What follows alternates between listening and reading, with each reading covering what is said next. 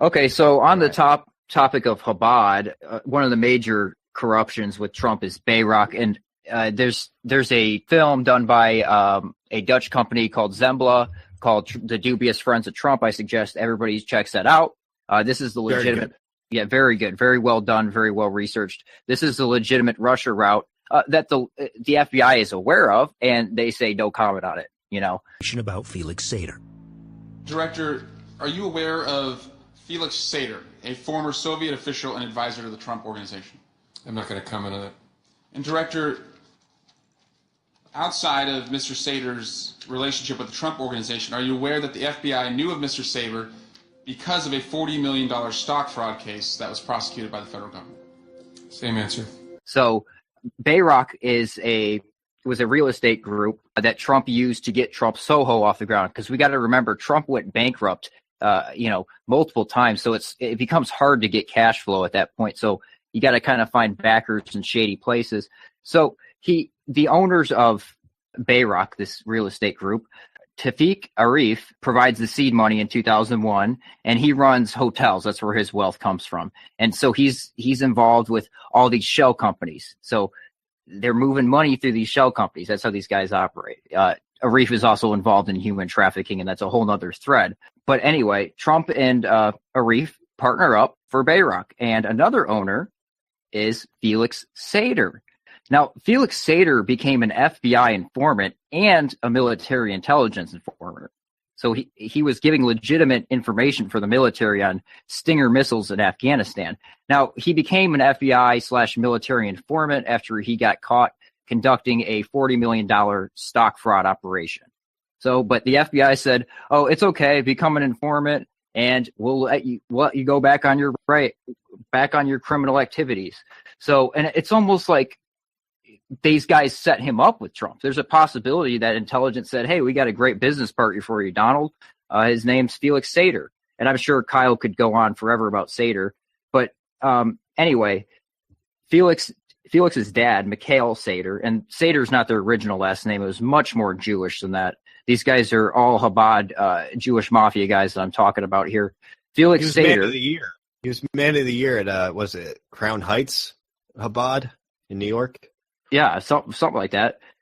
But anyway, Felix Sater's father was known by the FBI to be a syndicate crime boss for Simon Mogilovich.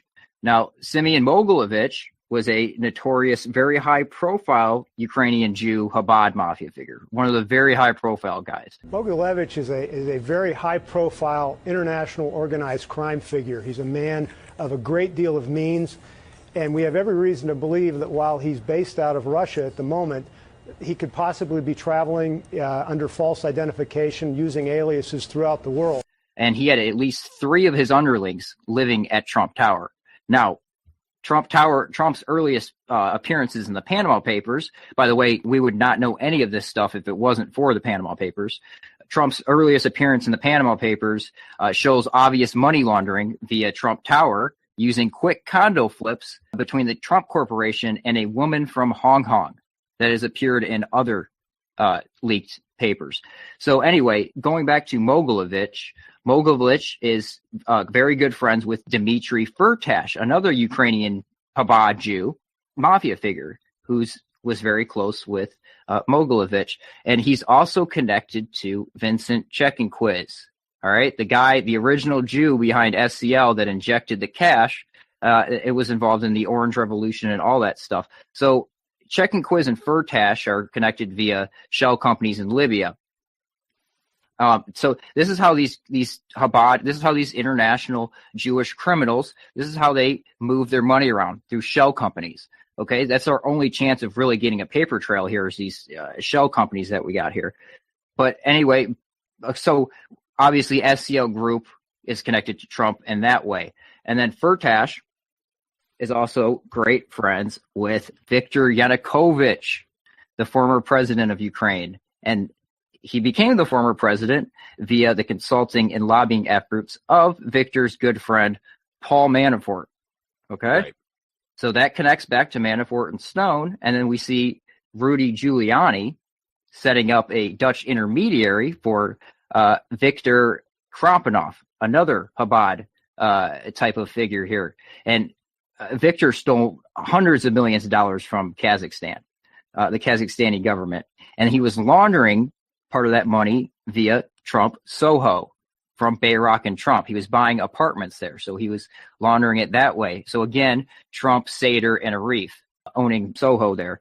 So anyway, so you see this big circle here with Rudy Giuliani, Manafort, Trump. These guys it all connects back.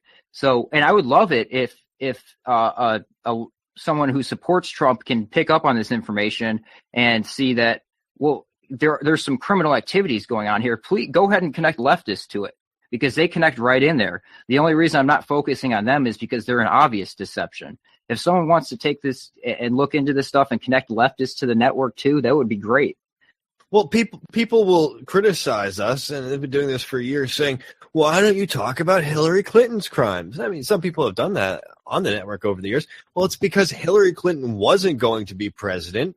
She wasn't taking away any of the pro-white activism, the anti-Jewish activism, and she wasn't, and now she's not president. So that's why I'm not focusing on her. Because by focusing on her and her crimes, you're legitimizing Trump. Well, at least we don't have that wicked, wicked devil.